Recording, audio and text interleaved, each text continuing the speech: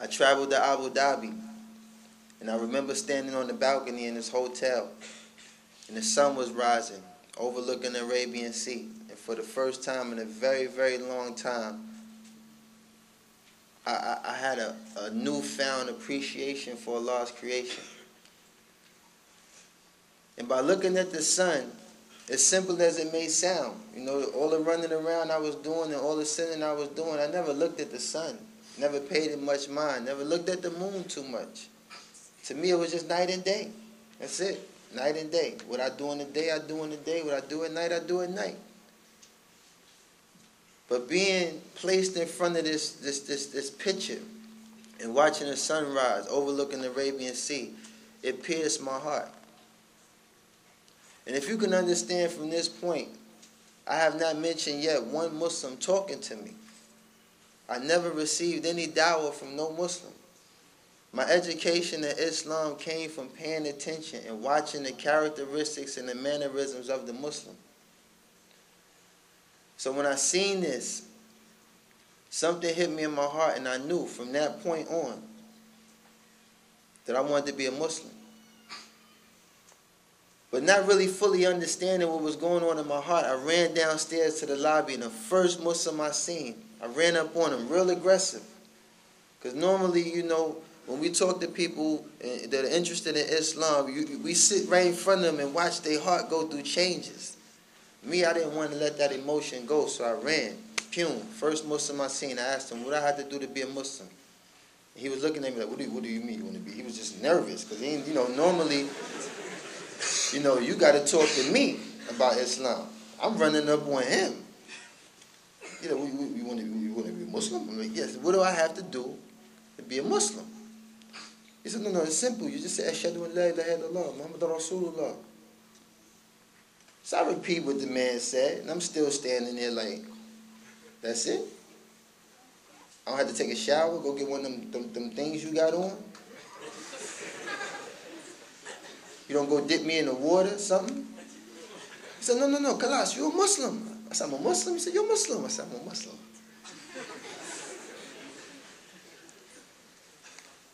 And I remember the feeling I had, that came with the simplicity of accepting the religion of Islam. I thought the brother was going to tell me you got to, cut your hair and go over here and you play drums. I didn't know what it was going to be. And this was the first step to me understanding simplicity, because I lived a lifestyle which is full of chaos, full of confusion, forcing you to always be spontaneous. So after that, my journey, it didn't stop. I started to notice other things, I remember a brother took me to visit some Muslims, and, the hospitality was amazing. I'm around multi-million-dollar people, very stingy people, man. I'm going to the Muslim house, and he's like, Father, sit, hey, have dates, have shy, have this, have that. And I'm looking around, and this man's house is just disappearing, and I'm saying to myself, if he give me one more thing, this man going to be homeless. And I'm like, man, the guys I used to be around, these guys are millionaires. They won't even give you advice. Advice is free. Then I remember going to shop between Dhuhr and Asr. All the shops was closed. Now I'm from New York City. I ain't there 24 hours. I'm used to shopping whenever I feel like shopping, If I wake up 3 in the morning, I can go somewhere and shop. And between Dhuhr and Asr, at the time, that was shopping hour for me. But everything closed. So I asked the brother, what's going on? He said, oh, no, they take a Sunday nap. I said, Sunday nap? Grown men take naps? I know you put the kids to sleep, so they don't keep you up all night. This man told me everyone was taking naps. I said, okay, so everybody taking naps. Wow.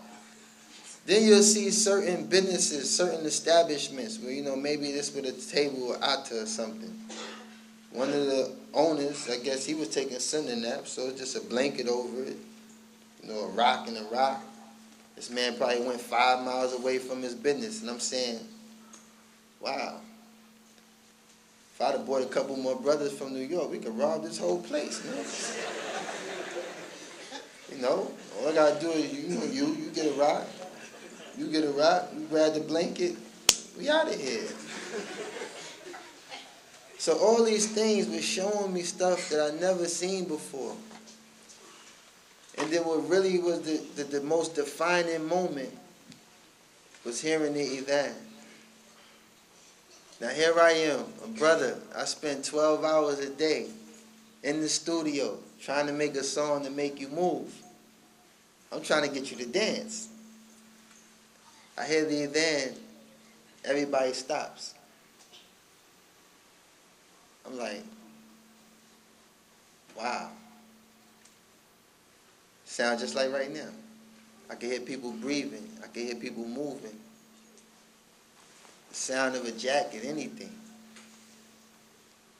12 to 17 hours a day. Wallahi, I was spending the studio, listening to beats, trying my best to orchestrate songs that's going to make you move. And when I heard that Adhan, to most of y'all who were born Muslim, it was simple to you. It was just a call of prayer. To me, that was the call of Islam. So I guess overall, what my message is to all of y'all, young and old, young and elder, alhamdulillah, is that you have to be very, very mindful of the impressions that you make as Muslims. Because a lot of times we find ourselves compromising what we stand for just to fit into society. We find ourselves compromising what we are upon just to make other people comfortable. But the reality of it is, I was in a position where people paid more attention to me. But I found myself in a position where I was paying more attention to you. And if I didn't see all these fine characteristics and fine mannerisms of the Muslim, I wouldn't be sitting here with you today. Because like I said, no one spoke to me about Islam. I just saw that it's not just good, it's some great things about the Muslim. And there's some greater things about Islam. And a lot of times we don't pay attention to these things.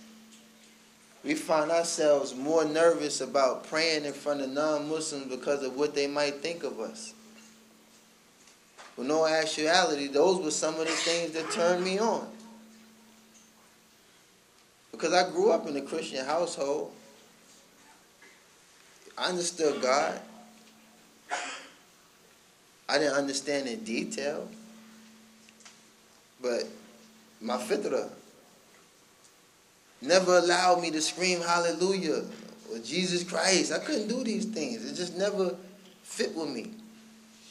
So when I found Islam, it was like a glove. It was just like the perfect fit. And since I've been traveling, I've been talking to the youth all around the world. And I know a lot of the youth, you're in the Western world, and you say to yourself, the reason why I'm having these issues is because of where I'm at.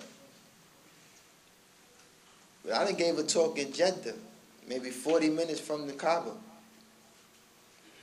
And the fitna was there too.